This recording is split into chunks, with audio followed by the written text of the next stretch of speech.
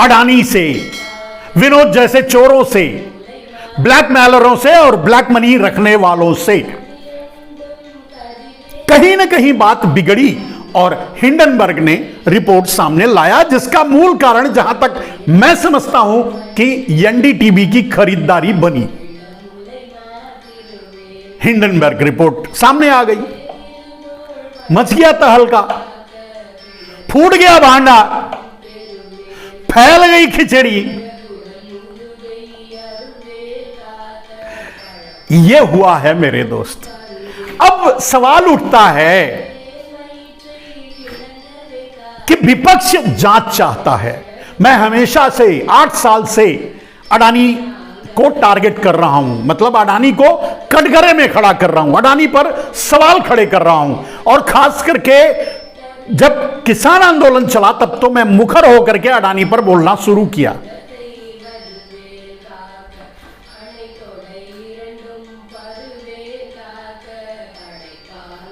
अब जब सब कुछ फूट चुका है, सबको पता चल चुका, पहले भी पता था मेरे दोस्त, लोग अपने अपनी हिस्सेदारी से चुप थे।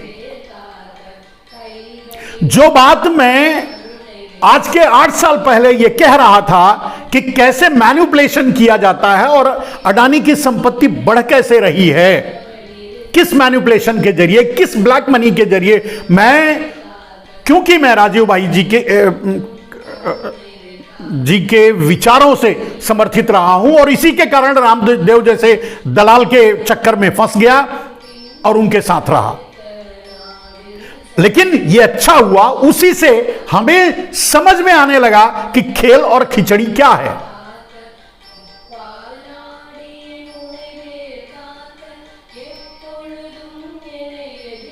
अब जब हिंडनबर्ग का रिपोर्ट आया, उसके बाद दूसरे और जिनको भी जहां से रिपोर्ट मिल रहा है वो सार्वजनिक कर रहे हैं, जैसे इंडियन एक्सप्रेस।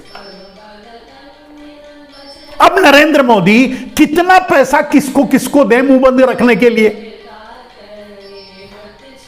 आप समझिए। दूसरी बात, संसद और सत्ता।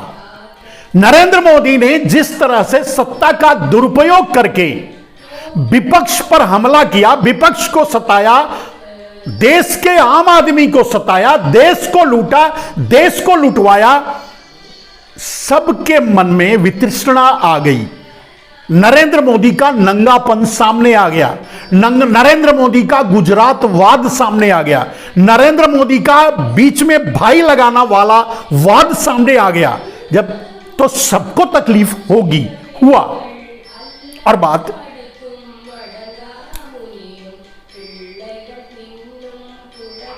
अब सवाल उठता है कि कितने लोगों का मुंह नरेंद्र मोदी पैसे से बंद कर पाएंगे। विपक्ष को एक मुद्दा मिल गया, विपक्ष उस पर मुखर है, एग्रेसिव है, उसे छोड़ना नहीं चाहती। और मेरे दोस्त, नरेंद्र मोदी के राजनीतिक अंत, मतलब उनके राजनीतिक की उल्टी गिनती शुरू हो चुकी है। तो उसका कारण नरेंद्र मोदी को भागना पड़ेगा देश छोड़कर, संन्यास लेना पड़ेगा राजनीति से, या जो भी परिस्थिति बने, लेकिन उसका मूल कारण बनेगा अडानी और ये ब्लैक मनी। मेरे दोस्त, ये गरीबों का पैसा है,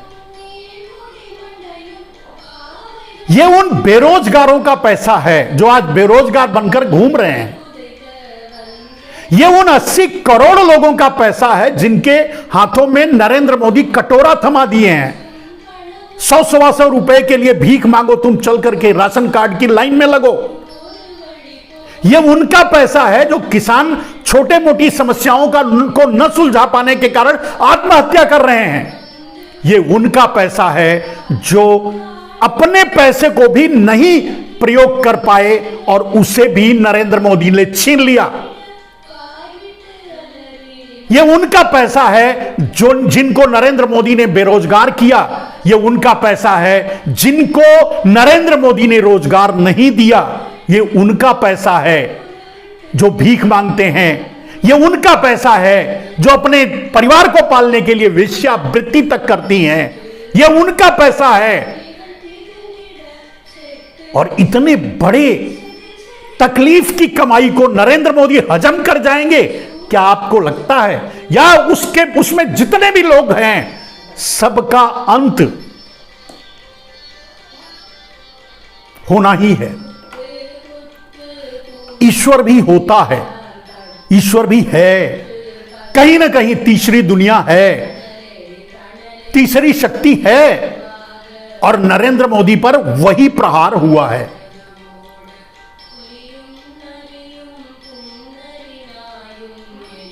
रुपए की ताकत नरेंद्र मोदी अब कितने सांसदों को खरीद पाएंगे उनको मुंह बंद रखने के लिए? विपक्ष चाहता है सत्ता परिवर्तन, देश चाहता है सत्ता परिवर्तन, और अगर सत्ता परिवर्तन हुआ तो जितने भी बीच में भाई लगाने वाले चोर हैं ना, वो जेल में ही बाकी की जिंदगी गुजारेंगे, राम राजू की तरह, हर्षद मेहता की तरह। तो लड़ाई ये अंतिम है, खेल इतना छोटा नहीं है, युद्ध इतना साधारण नहीं है। और इसलिए नरेंद्र मोदी तिल मिलाए हुए हैं तो उनके गुर्गे तो तिल मिलाएंगे ही। बीजेपी कैसे जेपीसी की जांच मांगेगी? क्योंकि बीजेपी कभी भी, मैंने जिस दिन यह बात शुरू हुई थी, जिस दिन हिंडनबर्ग का रिपोर्ट आया था, उस दिन ही मैंने कहा था कि नरेंद्र मोदी किसी भी कीमत पे जांच नहीं होने देंगे, क्योंकि सारा खेल तो नरेंद्र मोदी का है। अडानी हाथ उठा देगा, थोड़ा और जाने दीजिए, थोड़ा विपक्ष का और दबाव बढ़ने दीजिए, अडानी हाथ उठा देगा और भाग जाएगा बोल करके कि सब नरेंद्र मोदी का है, मैं तो जा रहा हूं, मुझे कुछ नहीं चाहिए। थोड़ा बहुत जो हाथ में आएगा लेकर भागेगा और कहीं जाकर के छुप जाएगा, नीरव मोदी की तरह, मेहुल चौकसी की तरह। यह अलग बात है कि नरेंद्र मोदी भी साथ में जाएं। ये खेल इतना आसान नहीं है और ये लड़ाई इतने जल्दी बंद नहीं होगी। ये लड़ाई हर आदमी तक जाएगी।